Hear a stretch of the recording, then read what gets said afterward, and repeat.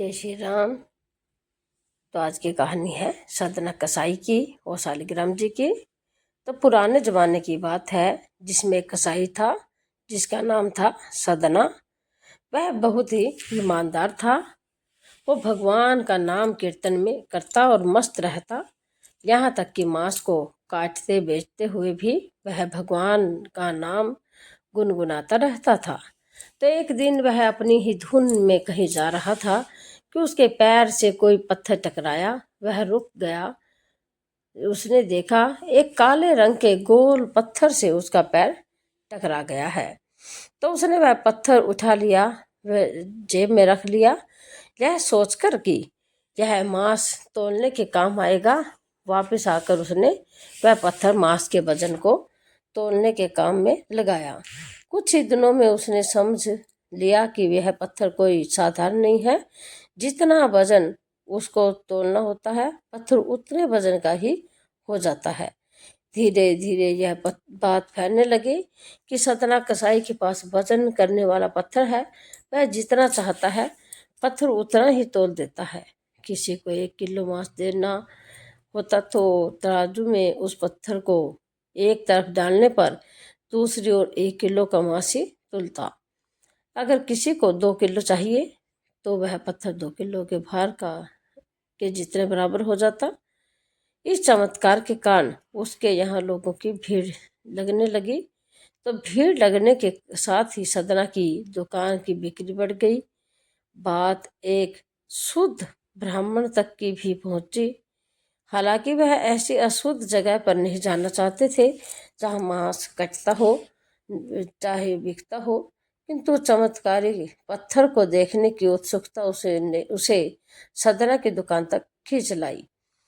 दूर से खड़ा वह सदना कसाई को मीट तोलते देखने लगा। उसने देखा कि कैसे वह पत्थर हर प्रकार के वजन को बराबर तोल रहा है। ध्यान से देखने पर उसके शरीर के रोए खड़े हो गए। भीड़ के छटने के बाद ब्राह्मण सदना कसाई के पास गया।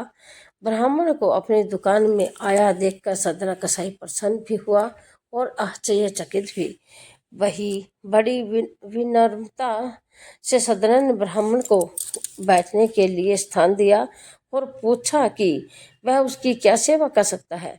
ब्राह्मण बोला, तुम्हारे इस चमत्कारिक पत्थर को देखने के लिए ही मैं तुम्हारी दुकान पर आया हूँ, या यूं कहें कि ये चमत्कारी पत्थर ही मुझे खींच कर तुम्हारी दुकान तक लेकर आया है। तो बातों ही बातों में उसने सदना कसाई को बताया कि जिसे पत्थर समझकर वो मांस तोल रहा है, वास्तव में वो शालिग्राम जी हैं, जो कि भगवान का स्वरूप होता है।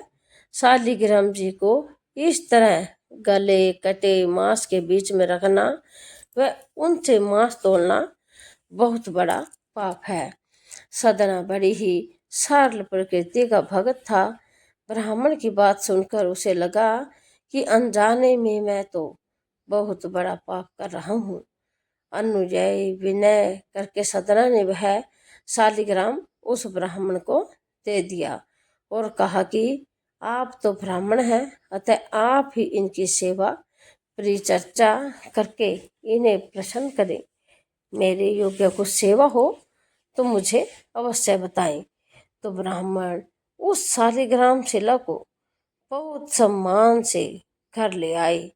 घर आकर उन्होंने श्री शालिग्राम को स्नान कराया, पंचामृत से अभिषेक किया व पूजा अर्चना आरंभ की।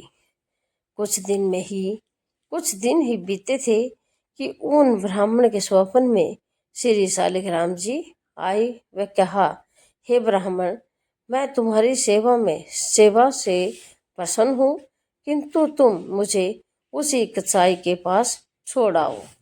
स्वप्न में ही ब्राह्मण ने कहा कारण पूछा तो उत्तर मिला कि तुम मेरी अर्चना पूजा करते हो, मुझे अच्छा लगता है, परंतु जो भक्त मेरे नाम का गुणगान कीर्तन करते रहते हैं उनको मैं अपने आप को भी बेच देता हूँ। तो सदना तुम्हारी तरह मेरी अर्चना नहीं करता है, परंतु वह हर समय मेरा नाम गुनगुनाता रहता है, जो कि मुझे अच्छा लगता है। इसलिए इसलिए तो मैं उसके पास गया था। ब्राह्मण अगले दिन ही सदना कसाई के पास गया। वह उनको प्रणाम करके सारी बात बताई। वह श्री शालिग्राम जी को उन्हें सौंप दिया। तो ब्राह्मण की बात सुनकर सदना कसाई की मन उन्होंने मांस बेचने खरीदने के कार्य को तिलांजलि देने की सोची और निश्चय किया कि यदि मेरे ठाकुर की जी को कीर्तन पसंद है तो मैं एक से अधिक समय नाम कीर्तन ही करूँगा। ऐसी ही धार्मिक और पौराणिक कथा कहानियों के लिए आप हमारे चैनल को सब्सक्राइब करें।